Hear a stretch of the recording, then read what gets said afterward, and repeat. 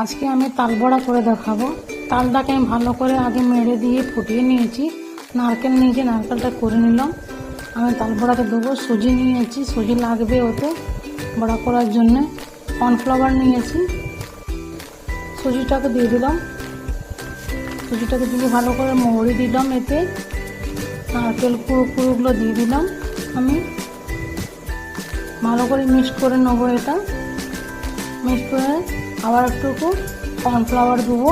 কর্নফ্লাওয়ারটা দিয়ে এবার আবার একটু মিক্স করবো। কর্নফ্লাওয়ার দিলে ভালো হয় বড়োগুলো। উপরটা শক্ত শক্ত, ভিতরটা নরম নরম। শক্ত নয়, বেশ মুচমুচে হয়। আপনারা করে দেখবেন, তারপরে বলবেন, কমেন্টে জানানো কেমন হয়েছিল। ভালো লাগলে লাইক করবেন, শেয়ার করবেন, সাবস্ক্রাইব করবেন। পাশের বেল আইকনটা অবশ্যই ক্লিক করে রাখবেন নতুন নোটিফিকেশান পাওয়ার জন্য।